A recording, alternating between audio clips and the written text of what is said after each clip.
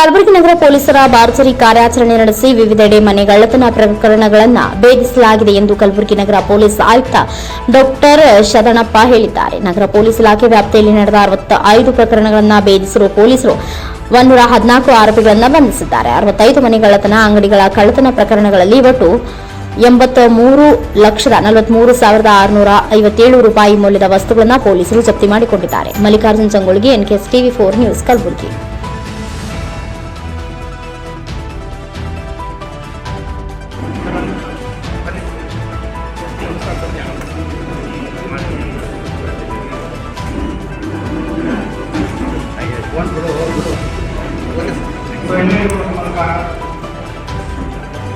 ಆರಕ್ಷಕ ವ್ಯವಸ್ಥೆಯ ಪ್ರಮುಖ ಕರ್ತವ್ಯಗಳಲ್ಲಿ ಅಪರಾಧ ತಡೆಗಟ್ಟುವಿಕೆ ಮತ್ತು ಅಪರಾಧ ಪತ್ತೆ ಮಾಡುವುದು ವಿವಿಧ ರೀತಿಯ ಅಪರಾಧಗಳಿವೆ. ಅದರಲ್ಲಿ ಇವತ್ತು ನಾವು ಪ್ರಮುಖವಾಗಿ ಈ ಮನೆಗಳ್ಳತನ ಪ್ರಕರಣಗಳನ್ನು ನಾವು ವಿಶೇಷವಾದ ಒಂದು ಕೈಗೊಳ್ಳಬೇಕು. ನಗರ ಪೊಲೀಸ್ ಬಗ್ಗೆ ಅದರ ಒಂದು ಪ್ರಯತ್ನದಿಂದ ಎಲ್ಲ ಪೊಲೀಸ್ ಸ್ಟೇಷನ್ಗಳಲ್ಲಿ ಕೂಡ ವಿಶೇಷ ಕಾರ್ಯಾಚರಣೆ ಮಾಡಬೇಕು. ಪ್ರಮುಖವಾಗಿ ಹಗಲು ಮನೆಗಳ್ಳತನ, ರಾತ್ರಿ ಮನೆಗಳ್ಳತನ ಮತ್ತು ಮನೆಗಳ್ಳತನ ಈ ರೀತಿಯ 3 ಅಪರಾಧಗಳನ್ನು ಪರಿಗಣನೆಗೆ ತೆಗೆದುಕೊಂಡು ವಿಶೇಷ ಕಾರ್ಯಾಚರಣೆಯನ್ನು ತೆಗೆದುಕೊಂಡಾಗ ಒಟ್ಟು 65 ಪ್ರಕರಣಗಳನ್ನು ಭೇದಿಸುವಲ್ಲಿ ನಗರ ಪೊಲೀಸ್ನ ಎಲ್ಲ ಠಾಣೆಯ ಅಧಿಕಾರಿ ಸಿಬ್ಬಂದಿ ಯಶಸ್ವಿಯಾಗಿದ್ದಾರೆ. ಅದಕ್ಕೆ ನಾನು ಅವರಿಗೆ ಅಭಿನಂದನೆಗಳನ್ನು ಸಲ್ಲಿಸಬೇಕು. ಈಗ ನಾವು ಅಂಕಿಅಂಶಗಳನ್ನು ನೋಡಿದಾಗ ಒಟ್ಟು 65 ಪ್ರಕರಣಗಳನ್ನು ಪತ್ತೆಯಾಗಿದ್ದಾವೆ. 114 ಆರೋಪಿಗಳನ್ನು ಬಂಧನ ಮಾಡಲಾಗಿದೆ. ಈ ಬಂಧಿತ ಆರೋಪಿತರುಗಳಿಂದ ಒಟ್ಟು 936 ಗ್ರಾಮದ ಚಿನ್ನಾಭರಣಗಳು, 1,908 ಗ್ರಾಮ almost 2 kg silver ornaments, cash ಮತ್ತು ಇತರೆ ವ್ಯಾಲ್ಯೂಯಬಲ್ಸ್ ಕೆಲವು ಆರೋಪಿಗಳಿಂದ ಕಳ್ಳತನ ಮಾಡಿದವರು ಪ್ರವಾಸ ಧಾನ್ಯಗಳಿರ್ಬೋದು, ವಾಹನಗಳಿರ್ಬೋದು, ಅವರು ಕೃತ್ಯಕ್ಕೆ ಬಳಸಿದ ವೆಹಿಕಲ್ಸ್ಗಳಿರ್ಬೋದು ಮತ್ತು ಇತರೆ ವ್ಯಾಲ್ಯೂಯಬಲ್ಸ್ ಕೆಲವು ಎಲೆಕ್ಟ್ರಾನಿಕ್ ಐಟಮ್ಸ್, ಮೊಬೈಲ್ ಫೋನ್ಸ್ಗಳಿರ್ಬೋದು, ಟೆಲಿವಿಷನ್ಸ್ಗಳಿರ್ಬೋದು, ಈ ರೀತಿ ಒಟ್ಟು 83,43,000 ಮೌಲ್ಯದ ವಸ್ತುಗಳನ್ನು ವಶಪಡಿಸಿಕೊಂಡು ನಮ್ಮ ಅಧಿಕಾರಿ ಸಿಬ್ಬಂದಿಗಳು ಯಶಸ್ವಿಯಾಗಿದ್ದಾರೆ. ಅದರಲ್ಲಿ ಈ ಬ್ರೇಕಪ್ಪನ್ನು ನಾವು ನೋಡಿದಾಗ 65 ಪ್ರಕರಣಗಳಲ್ಲಿ ಹೆಚ್ಚಿನದಾಗಿ ನಮಗೆ ರಾತ್ರಿ ಮನೆಗಳ್ಳತನ, ನೈಟ್ HPTಗಳು 25 ಪ್ರಕರಣ ಪತ್ತೆಯಾಗಿದೆ. ಅದರಲ್ಲಿ 40 ಆರೋಪಿಗಳನ್ನು ಬಂಧಿಸಿದ್ದಾರೆ. ಹಗಲು ಮನೆಗಳ್ಳತನ 6 ಪ್ರಕರಣಗಳನ್ನು ಭೇದಿಸಿದ್ದಾರೆ. 8 ಆರೋಪಿಗಳನ್ನು ಬಂಧಿಸುವಲ್ಲಿ ಯಶಸ್ವಿಯಾಗಿದ್ದಾರೆ. ಹೌಸ್ ಥೆಫ್ಟ್ 5 ಪ್ರಕರಣಗಳನ್ನು ಮತ್ತು 5 ಆರೋಪಿಗಳನ್ನು ಬಂಧಿಸುವಲ್ಲಿ ಯಶಸ್ವಿಯಾಗಿದ್ದಾರೆ. ಅದಲ್ಲದೆ ಇತರೆ ಸಾಧಾರಣ ಕಳ್ಳತನಗಳು ಒಟ್ಟು 29 ಇದ್ದಾವೆ. ಅದರಲ್ಲಿ 61 ಆರೋಪಿಗಳನ್ನು ಬಂಧಿಸುವಲ್ಲಿ ಯಶಸ್ವಿಯಾಗಿದ್ದಾರೆ.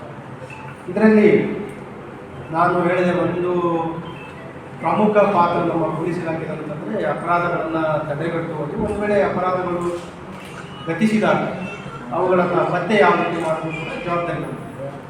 ಈ ಫಸ್ಟ್ ಏನಿದೆ ಅಪರಾಧ ತಡೆಗಟ್ಟುವುದು, ಅದರ ಜೊತೆಗೆ ಅಪರಾಧ ಪತ್ತೆ ಮಾಡುವಲ್ಲಿ ಬರೀ ಆರಕ್ಷಕ ವ್ಯವಸ್ಥೆ ಅಷ್ಟೇ, ಸಾರ್ವಜನಿಕರ ಪಾತ್ರನೂ ಅಷ್ಟೇ ಪ್ರಮುಖವಾಗಿದೆ.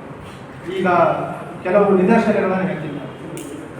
ಈಗ ಒಂದು ಇನ್ಸಿಡೆಂಟಲ್ಲಿ ಇಲ್ಲಿ ಅಶೋಕನಗರ ಪೊಲೀಸ್ ಸ್ಟೇಷನ್ನಲ್ಲಿ ಒಬ್ಬರ ಮನೆಯಲ್ಲಿ ಕಳ್ಳತನ ಆಗುತ್ತೆ. ಅದರಲ್ಲಿ ನಿಯರ್ಲಿ 250 ಗ್ರಾಮ್ ಗೋಲ್ಡ್ ಕಳ್ಳತನ ಆಗಿರುತ್ತೆ. ಲಕ್ಷಾಂತರ ಬೆಲೆ ಬಾಳುವ ಚಿನ್ನಾಭರಣ ಕಳ್ಳತನ ಮಾಡ್ತಾರೆ. ನಾವು ತನಿಖೆಯನ್ನು ಕೈಗೆತ್ತಿಕೊಂಡಾಗ ಗುರ್ತಾಗಿದ್ದೇನೆಂತಂದರೆ ಅವರ ಮನೆಯಲ್ಲಿ ಏನು ಕೆಲಸ ಮಾಡ್ತಾಯಿಲ್ಲ, ಕಾರ್ ಚಾಲಕ, ಸೊ ಅವನೇ ಕಳ್ಳತನ ಮಾಡಿದ್ದು ಬೆಳಕಿಗೆ ಬರುತ್ತೆ. ಒಂದು ಪ್ರಿವೆನ್ಷನ್ ಏನಂತಂದರೆ ನಾವು ಪದೇ ಹೇಳ್ತಾ ಇದ್ದೀವಿ, ಯಾವುದೇ ರೀತಿ ತಾವು ಕೆಲಸಕ್ಕೆ ಕಲಿತ್ಕೊಳ್ಬೇಕಾದ್ರೆ ಡೊಮೆಸ್ಟಿಕ್ ಹೆಲ್ಪ್ ಆಗ್ಬೋದು, ಕಾರ್ ಚಾಲಕರಾಗ್ಬೋದು, ಒಂದು ಪೊಲೀಸ್ ಆ್ಯಂಟಿಸಿಡೆಂಟ್ ವೆರಿಫಿಕೇಷನ್ ಅಂತ ನಮ್ಮ ಸ್ಪೆಷಲ್ ಬ್ರ್ಯಾಂಚಲ್ಲಿ ಇಲ್ಲಿ ತಾವು ಏನಾದರೂ ಯಾರಿಗೆ ತಾವು ಕೆಲಸಕ್ಕೆ ತೆಗೆದುಕೊಳ್ತೀವಿ, ಒಂದು ಬೇಸಿಕ್ ಆ್ಯಂಟಿಸಿಡೆಂಟ್ ವೆರಿಫಿಕೇಷನ್ ಮಾಡಿದಾಗ ಅವನಿಗೆ ನಮ್ಮ ಪೊಲೀಸರು ಕರೆದು ವಿಚಾರಣೆ ಮಾಡ್ತಾರೆ. ಅವನ ಅಪರಾಧ ಹಿನ್ನೆಲೆ ಇದೆ ಇಲ್ಲ ಅನ್ನೋದು ಗೊತ್ತಾಗುತ್ತೆ. ಒಂದು ವೇಳೆ ಇಲ್ಲ ಅಂತಂದರೆ ಒಂದು ಇಂಟ್ರಾಕ್ಷನ್, ಪೊಲೀಸ್ ಇಂಟ್ರಾಕ್ಷನ್ ಏನಾಗುತ್ತೆ, ಒಂದು ಆ್ಯಂಟಿಸಿಡೆಂಟ್ ವೆರಿಫಿಕೇಷನ್, ಅದರ ಮೇಲೇ ಅಪರಾಧ ತಡೆಗಟ್ಟು ಒಂದು ವಾತಾವರಣ ಸೃಷ್ಟಿಯಾಗುತ್ತೆ. ಪೊಲೀಸರು ಕರೆದಿದ್ದು ವಿಚಾರಣೆ ಮಾಡಿದ್ರು, ಆವಾಗ ಇವನು ಅಪರಾಧ ಮಾಡುವಂಥ ಪ್ರಮೇಯವೂ ಕಡಿಮೆ ಆಗುತ್ತೆ. ಸೊ ಒಂದು ಬೇಸಿಕ್ ಇದರಿಂದ ಕಲಿಬೇಕಾಗಿದ್ದು ಅಂತಂದರೆ ಯಾರಿಗಾದರೂ ನಾವು ಇದು ಮಾಡಬೇಕಾದ್ರೆ ಒಂದು ಸೇಫ್ಟಿ ಪ್ರಿಕಾಷನ್ ಅಂತಂದರೆ ಪೊಲೀಸ್ ಆ್ಯಂಟಿಸಿಡೆಂಟ್ ವೆರಿಫಿಕೇಷನ್. ಈವೇನ ತಾವು ಯಾರಿಗಾದರೂ ಬಾಡಿಗೆ ಮನೆ ಕೊಡಬೇಕಾದ್ರು ಅಲ್ಲಿನೂ ಕೂಡ ತಾವು ಯಾರಿಗೆ ಇರ್ತಾರೆ ಅಲ್ಲಿನೂ ಕೂಡ ಪೊಲೀಸ್ ಆ್ಯಂಟಿಸಿಡೆಂಟ್ ವೆರಿಫಿಕೇಷನ್ ಮಾಡೋದು. ಅಲ್ಲಿನೂ ಕೂಡ ನಿಮ್ಗೆ ಗೊತ್ತಾಗುತ್ತೆ ಯಾರಾದರೂ ಔಟ್ಸೈಡರ್ ಸಿಗ್ತಾವೆ ಕೊಟ್ಟಿದ್ದು ಅವರ ಅಪರಾಧ ಹಿನ್ನೆಲೆ ಏನಾದರೂ ಇದೆಯಾ. ಮತ್ತು ಇನ್ನೊಂದು ಪ್ರಕರಣದಲ್ಲಿ ಏನಾಗಿದೆ ಅಂತಂದರೆ ಇದು ಒಂದು ಸ್ಟ್ರೇಂಜ್ ಇನ್ಸಿಡೆಂಟ್ ಇದು ಆಗಿದ್ದು ಚೌಕ್ ಪೊಲೀಸ್ ಸ್ಟೇಷನ್. ಇದರಲ್ಲಿ ಈ ಮನೆಗಳತನ ಆಗುತ್ತೆ. ಈ ಮನೆಗಳತನ ದೂರದಾರ ಜೊತೆನೇ ಅಪರಾಧಿಗಳು ಬಂದು ಸ್ಟೇಷನ್ ಮೇಲೆ ಒತ್ತಾಯ ಆಗ್ತಾ ಇರ್ತಾರೆ. ಏನು ಪತ್ತೆ ಮಾಡ್ತಾ ಇಲ್ಲ ನೀವು, ಇಷ್ಟು ಒಂದು ವಾರ ಆಯಿತು, ಆಲ್ಮೋಸ್ಟ್ ಯಾವುದೇ ಎಫರ್ಟ್ಸ್ ಆಗ್ತಾ ಇಲ್ಲ ಅಥವಾ ಪ್ರೋಗ್ರೆಸ್ ಆಗ್ತಾ ಇಲ್ಲ ಪ್ರಕರಣದಲ್ಲಿ ಅಂತ ಒತ್ತಡ ಆಗ್ತಾ ಇದೆ. ಆಮೇಲೆ ತನಿಖೆ ಚುರುಕಾಗಿ ನಮಗೆ ದೊರೆತ ವೈಜ್ಞಾನಿಕ ಕೆಲವು ತಾಂತ್ರಿಕ ಸಾಕ್ಷ್ಯಾಧಾರಗಳ ಮೇಲೆ ಅದರಲ್ಲಿ 2 ಜನ ಆರೋಪಿಗಳನ್ನು ಬಂಧಿಸಲಾಗುತ್ತೆ. ಇದರಲ್ಲಿ ಇವರೇನು ವಿಕ್ಟಿಮ್ಸ್ ಫ್ಯಾಮಿಲಿ ಮೆಂಬರ್ಸ್ ಅಲ್ಲ, ಯಾವಾಗ ಅವರು ಬಿಸಿ ಇರ್ತಾರೆ ಮತ್ತು ಎಲ್ಲಿ ಮನೆ ಬಿಟ್ಟು ಹೋದಾಗ ಅದು ಅವರಿಗೆ ನಿಖರವಾದ ಮಾಹಿತಿ ಇರುತ್ತೆ.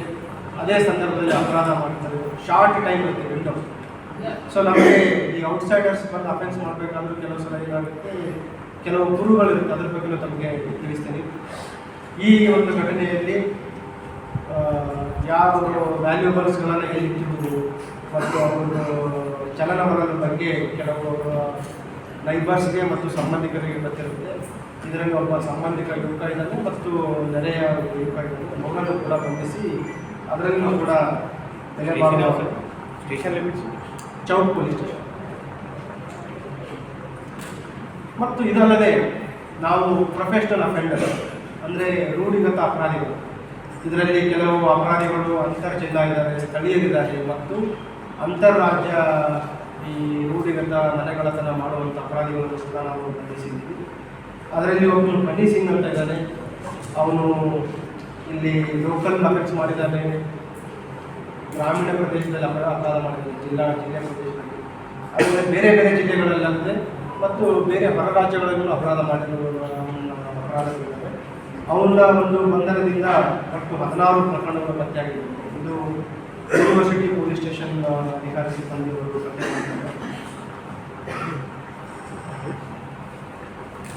ಗೊತ್ತಿಲ್ಲ ಅಂತಂದರೆ ಈ ಏನು ಈಗ ನಿಯರ್ಲಿ ನಮ್ಮದು ಡಿಟೆಕ್ಷನ್ ಪರ್ಸೆಂಟೇಜ್ ಎಷ್ಟಿರುತ್ತೆ ಈ HBTಗಳಂತ ನಿಯರ್ಲಿ 40-50% ಆದರೆ ಭಾಳ.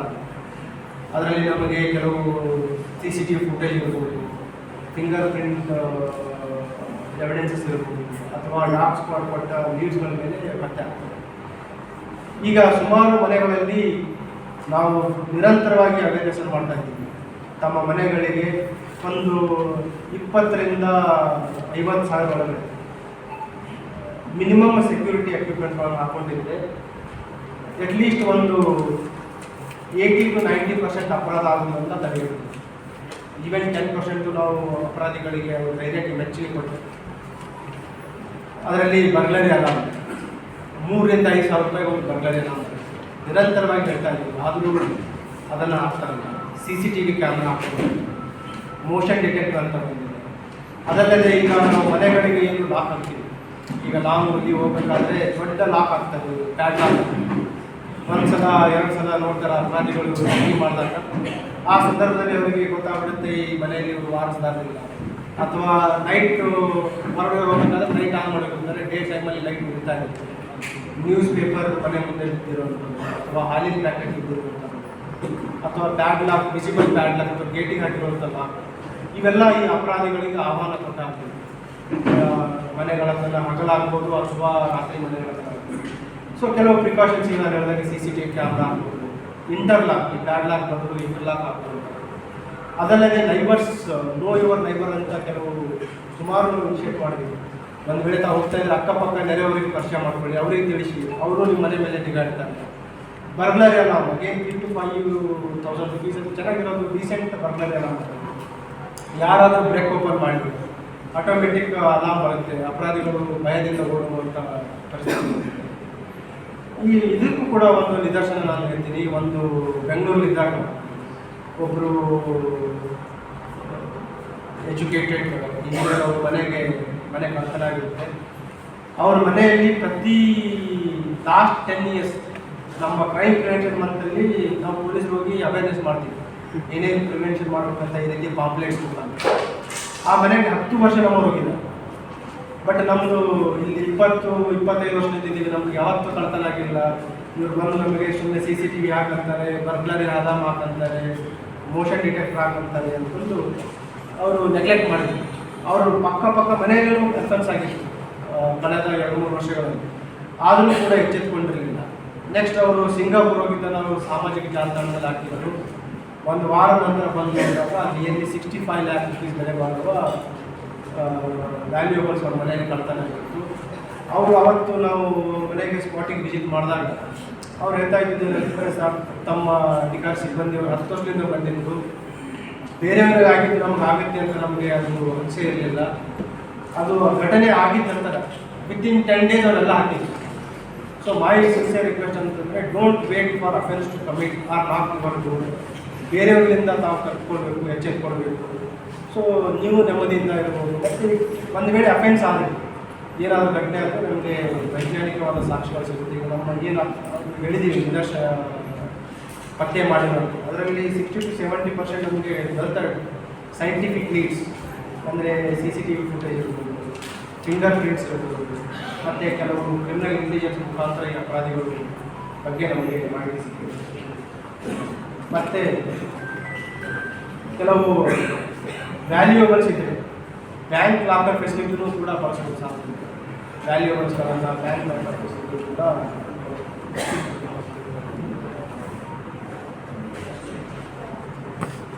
ಮತ್ತು ಇನ್ನೊಂದು ಅಭಿಯಾಗಿ ಎಲ್ಲ ಚೆಕ್ ಮಾಡಿ ಹೋಗ್ಬಿಡ್ತಾರೆ. ಅವಾಗ ಏನಾಗುತ್ತೆ, ನಮ್ಮದು ಸೀನ್ ಆಫ್ ಕ್ರೈಮ್ ಟ್ಯಾಂಪರ್ ಆಗುತ್ತೆ. ಅಲ್ಲಿರುವ ನಮಗೆ ಸಾಕ್ಷಿಗಳು ನಾಶ ಆಗ್ತದೆ. ಒಂದು ಮನವಿ ಏನಂತಂದರೆ, ಒಂದು ವೇಳೆ ಏನಾದರೂ ಇನ್ಸಿಡೆಂಟ್ ಆಗುತ್ತೆ, ಈ scene of crime scientific reservation ಮಾಡೋದು. ಅಂದರೆ ತಕ್ಷಣ 112 ಕರೆ ಮಾಡಿ ಪೊಲೀಸ್ ಠಾಣೆಗೆ ತೋರಿಸ್ತೀವಿ.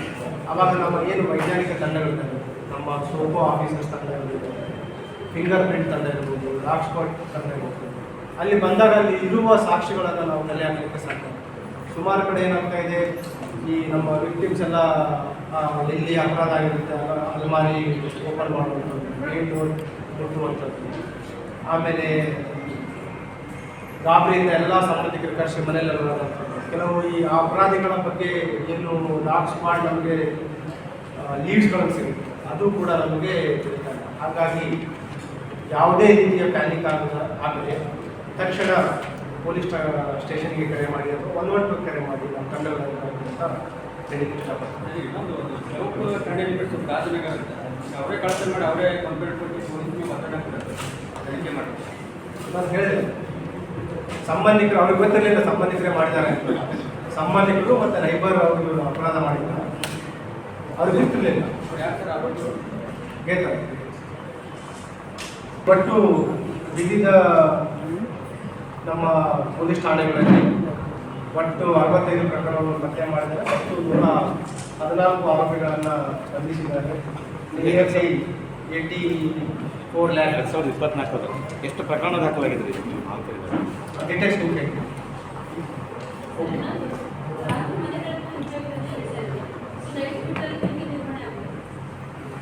ಓಕೆ. ಈಗ ನೀವು ಅಂಕಿಅಂಶ ಅಂತ ಕೇಳ್ತಾ ಇದ್ರಿ, ನಾನು ಹೇಳ್ತೀನಿ.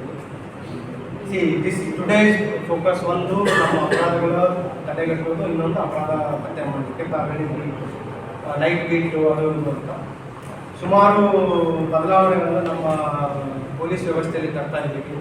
ಮೆಜಾರಿಟೀಸ್ ಡೇ ಬೀಟ್ ಆಯಿತು, ನೈಟ್ ಬೀಟ್ ಆಯಿತು. ನೈಟ್ ಬೀಟಲ್ಲಿ ಈಗಾಗಲೇ ನಾವು ತುಂಬ ಪರಿಣಾಮಕಾರಿಯಾಗಿ ನಮ್ಮ ಬೀಟ್ ವ್ಯವಸ್ಥೆಯನ್ನು ನಾವು ಮಾಡ್ತಾ ಇದ್ದೀವಿ.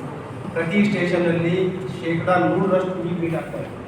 ಅದರ ಜೊತೆಗೆ ನಾವು ಆರೋಪಿಗಳ ಮತ್ತು ಅನುಮಾನಾಸ್ಪದ ವ್ಯಕ್ತಿಗಳ ಬಗ್ಗೆ ಚೆಕ್ ಮಾಡಲಿಕ್ಕೋಸ್ಕರ MCCTNS ಆ್ಯಪನ್ನು ಕೂಡ ನಾವು ಬಳಸಿ ಸಸ್ಪಿಷಿಯಸ್ ಪರ್ಸನ್ಗಳನ್ನು ಚೆಕ್ ಮಾಡ್ತಾ ಇದ್ದೀವಿ.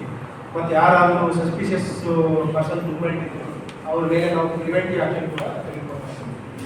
ಈಗ ಇದೇ ಸೇಮ್ ನಮ್ಮ ಅಧಿಕಾರಿ ಸಿಬ್ಬಂದಿಯವರ ಒಂದು ಕ್ರಮದಿಂದ ಲಾಸ್ಟ್ ಇಯರ್ ಈ ಡೇ HPT ಮತ್ತು ನೈಟ್ HPT ಪ್ರಕರಣಗಳ ಸಂಖ್ಯೆ 23ಕ್ಕೆ ಕಂಪೇರ್ ಮಾಡಿದಾಗ 2024 ನಿಯರ್ಲಿ 35% ಅಷ್ಟು ಕಡಿಮೆ ಆಗಿದೆ. ಸೊ ಒಂದು ಪ್ರಿವೆನ್ಷನ್ಗೂ ಒತ್ತು ಕೊಡ್ತಾ ಇದ್ರ ಜೊತೆ ಪತ್ತೆಗೂ ಒತ್ತು ಕೊಡ್ತಾ ಇದ್ದೀವಿ. ಈಗ ಏನು ನಾವು ವಶಪಡಿಸ್ಕೊಂಡಿದ್ದೀವಿ ಅದೆಲ್ಲ ಮಾರ್ಚ್